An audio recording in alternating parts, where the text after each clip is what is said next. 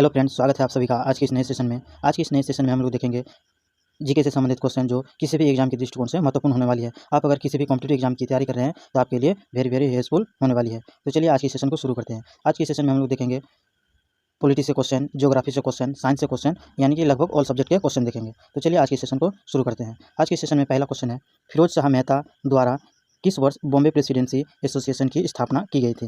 यानी कि इसमें दो प्रश्न बनते हैं फ्रेंड्स की सबसे पहले तो बॉम्बे प्रेसिडेंसी एसोसिएशन की स्थापना किसने की, तो फिरोज शाह मेहता के द्वारा की गई। लेकिन कब की गई थी, तो इसके सही आंसर हो जाएंगे 1885 में। 1885 ईस्वी में बॉम्बे प्रेसिडेंसी एसोसिएशन की स्थापना की गई और किन के द्वारा की गई, फिरोज शाह मेहता के द्वारा। नेक्स्ट क्वेश्चन है, मृत घाटी यानी कि डेथ वैली, मृत घाटी जिसे डेथ वैली कहते हैं क्यों प्रसिद्ध है, किसके लिए प्रसिद्ध है, तो इसके सही आंसर हो जाएंगे अत्यधिक उष्णता के कारण। अत्यधिक उष्णता के कारण डेथ वैली प्रसिद्ध है। और ये डेथ वैली कहाँ स्थित है फ्रेंड्स, तो ध्यान रखना है अमेरिका में अवस्थित है, उत्तरी अमेरिका देश में अवस्थित है।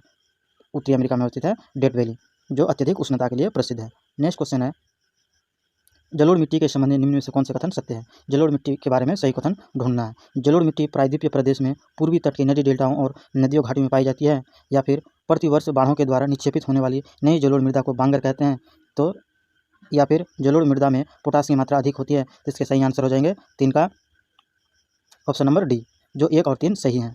1 और 3 सही है, यानी कि जलोढ़ मृदा प्रायद्वीपीय प्रदेश में पूर्वी तट की नदी डेल्टाओं और नदियों के घाटियों में पाई जाती है और जलोढ़ मिट्टी में पोटास की मात्रा अधिक होती है। ये आपके सही आंसर हो जाएंगे। ध्यान रखना है जलोढ़ मिट्टी में किसकी मात्रा अधिक होती है, तो पोटास की अधिकता होती है। नेक्स्ट है, सूर्य ग्रहण की स्थिति में होता है। सूर्य ग्रहण किस स्थिति में होता है, जिसके सही आंसर हो जाएंगे चंद्रमा जब सूर्य और पृथ्वी के बीच आ जाती है, यानी कि ये मेरे सूर्य हो जाएंगे और ये पृथ्वी हो जाएंगे और इनके बीच में आ जाएंगे चंद्रमा, तब इस स्थिति में सूर्य ग्रहण होते हैं। और सूर्य ग्रहण किस दिन होते हैं, तो पूर्णिमा के दिन होते हैं। जब चंद्रमा पूर्ण होते हैं उस दिन सूर्य ग्रहण की घटना होती है। और अमावस्या के दिन बात करें तो अमावस्या के दिन चंद्र ग्रहण होते हैं। ध्यान रखना है फ्रेंड्स, अमावस्या के दिन चंद्र ग्रहण और पूर्णिमा के दिन सूर्य ग्रहण होते हैं। और सूर्य ग्रहण कब होते हैं, जब पृथ्वी और चंद्रमा के बीच, सॉरी फ्रेंड्स, पृथ्वी और सूर्य के बीच जब चंद्रमा आ जाते हैं। नेक्स्ट क्वेश्चन है, किस वन क्षेत्र को पृथ्वी का फेफड़ा के रूप में जाना जाता है। वेरी वेरी इंपॉर्टेंट है फ्रेंड्स, कई बार एग्जाम में पूछे भी जा चुके हैं कि किस वन क्षेत्र को पृथ्वी का फेफड़ा कहा जाता है। तो इसके सही आंसर हो जाएंगे अमेजन का वर्षावन।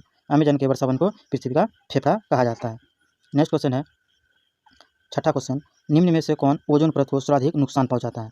ओजोन परत को सर्वाधिक नुकसान पहुंचाने वाले हो जाएंगे क्लोरोफ्लोरोकार्बन। क्लोरोफ्लोरोकार्बन को फ्रेंड्स कहीं पर क्या लिखते हैं, CFC लिख देते हैं। CFC हो जाएंगे क्लोरोफ्लोरोकार्बन। उनके बाद अगर जिम्मेदार हो तो क्लोरोफ्लोरोकार्बन के बाद आ जाएंगे मीथेन, लेकिन फर्स्ट नंबर पे है कौन, क्लोरोफ्लोरोकार्बन, उसके बाद आ जाएंगे मीथेन। मीथेन की फॉर्मूला की बात करें फ्रेंड्स तो इसके फॉर्मूला हो जाएंगे CH4, इसके फॉर्मूला हो जाएंगे। और कार्बन डाइऑक्साइड तो अक्सर जानते ही होंगे CO2, इसके फॉर्मूला हो जाएंगे। नेक्स्ट क्वेश्चन है, पश्चिम की ओर प्रभावित होने वाली नदियाँ कौन सी है। यानी कि भारत के पश्चिम में, ये हो गए अपना भारत, इनके पश्चिम की ओर बहने वाली नदी है नर्मदा नदी, माही नदी, ताप्ती नदी या फिर महानदी। इसके सही आंसर हो जाएंगे 1, 2, 3, यानी 7 का बी।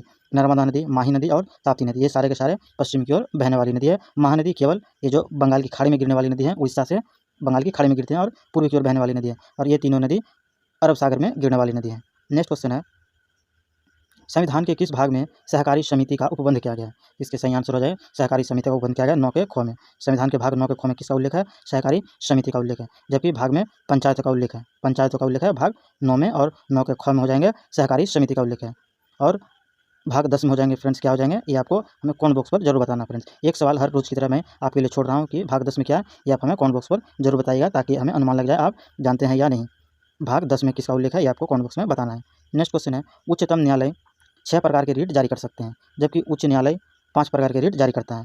या फिर अनुच्छेद 32 के तहत सर्वोच्च न्यायालय रीट जारी करता है, जबकि अनुच्छेद 226 के तहत उच्च न्यायालय रीट जारी करता है। यानी इन दोनों कथनों में से आपको सही कथन चुनना है। तो सही कथन हो जाएंगे केवल 2, यानी ऑप्शन नंबर हो जाएंगे बी आपके। बी बिल्कुल सही है।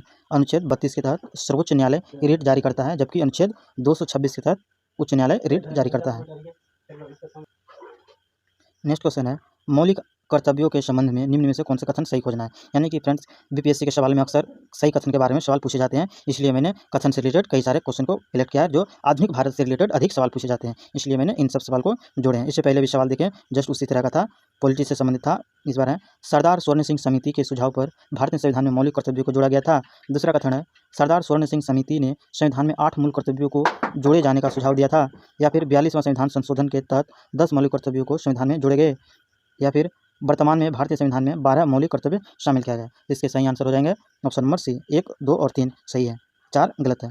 अभी वर्तमान में मौलिक कर्तव्य कितने हैं, मौलिक कर्तव्य 11 हैं। क्या इतना है, 11 मौलिक कर्तव्य हैं। बाकी 42वें संविधान संशोधन के तहत 10 मौलिक कर्तव्य संविधान में जोड़े गए थे, ये भी सही है। सरदार स्वर्ण सिंह समिति के तहत मूल कर्तव्यों को जोड़े गए थे और सरदार स्वर्ण सिंह समिति के तहत भारतीय संविधान में मौलिक कर्तव्यों को जोड़ा गया था। तीनों सही है। नेक्स्ट क्वेश्चन की तरफ आगे बढ़ते हैं।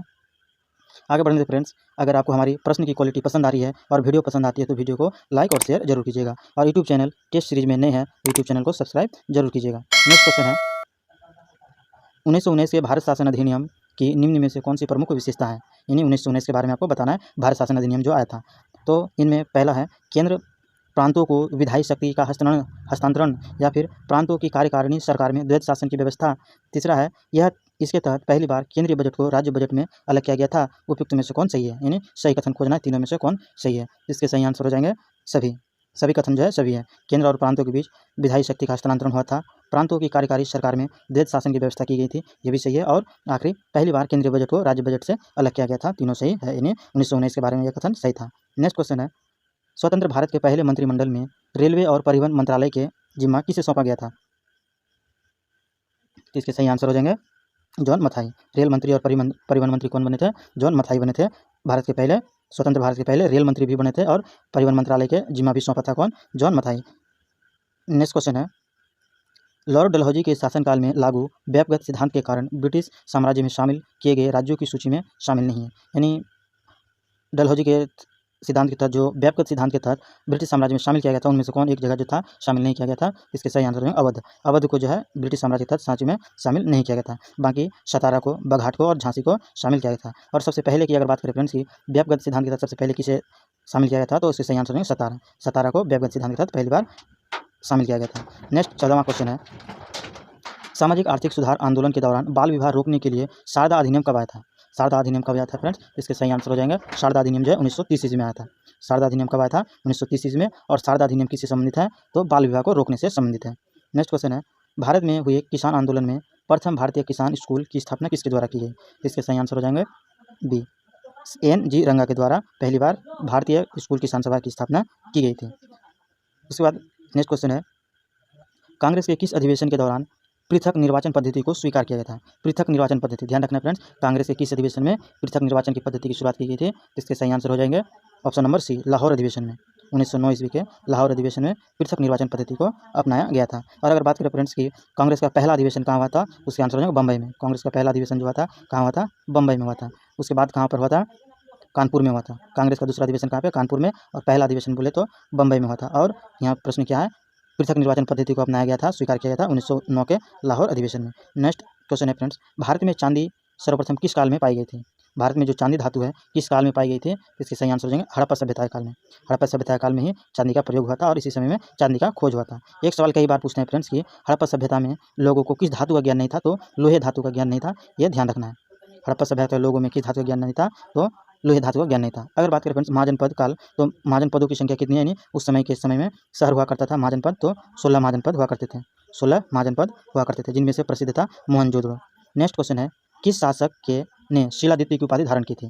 किस शासक ने शिलादित्य की उपाधि धारण की थी? तो इसके सही आंसर हो जाएंगे हर्ष ने शिलादित्य की उपाधि धारण की थी। हर्षवर्धन जो था उसने शिलादित्य की उपाधि धारण की थी। और समुद्रगुप्त की बात करें फ्रेंड्स, तो समुद्रगुप्त के दरबार में प्रसिद्ध कवि था हरिसेन जो थे समुद्रगुप्त के दरबारी कवि हुआ करते थे। नेक्स्ट क्वेश्चन है, सकल घरेलू उत्पाद यानी GNP निम्न में से किसको शामिल नहीं किया गया? सकल घरेलू उत्पाद में यानी GNP में किसको शामिल नहीं किया गया? तो इसके सही आंसर हो जाएंगे विदेशी निवेशों की आय को शामिल नहीं किया गया। विदेशी निवेशों की आय को शामिल नहीं किया गया है। ध्यान रखना फ्रेंड्स, ये इकोनॉमिक्स का क्वेश्चन है, क्योंकि इकोनॉमिक्स से भी कई सारे एग्जाम में सवाल पूछे जाते हैं। नेक्स्ट क्वेश्चन है, आज की क्लास का आखिरी सवाल, बाजार में मुद्रा आपूर्ति को नियंत्रित करने के लिए साधन के रूप में सरकारी बॉन्डों की बिक्री या खरीद को क्या कहा जाता है? आपूर्ति को नियंत्रित करने के लिए, जब बाजार में आपूर्ति नियंत्रित करने के लिए साधन के रूप में सरकारी बॉन्डों की बिक्री और खरीद को क्या कहा जाता है? तो इसके सही आंसर देंगे open market operation. Open market operation के तहत सरकारी बॉन्डों की खरीद बिक्री की जाती है। तो फ्रेंड्स, आज के टॉप 20 क्वेश्चन का सेशन समाप्त हुआ। जो हमने देखा पॉलिटिक्स से रिलेटेड, ज्योग्राफी से रिलेटेड, हिस्ट्री से रिलेटेड कई सारे सब्जेक्ट का क्वेश्चन देखा। तो फ्रेंड्स, आज की क्वेश्चन की क्वालिटी कैसी लगी आप हमें कमेंट बॉक्स पर जरूर बताइएगा। और वीडियो पसंद आते हैं तो वीडियो को एक दूसरे के बीच लाइक और शेयर जरूर कीजिएगा। और आप हमारे यूट्यूब चैनल टेस्ट सीरीज में नए हैं तो यूट्यूब चैनल को सब्सक्राइब जरूर कीजिएगा और बेल आइकन को भी दबा दीजिए, ताकि हर रोज की क्लास की नोटिफिकेशन आप तक पहुँचते रहे। अब फिर मिलते हैं इसी तरह के नेक्स्ट इंपॉर्टेंट क्वेश्चन को लेकर बहुत जल्द। Thanks for watching.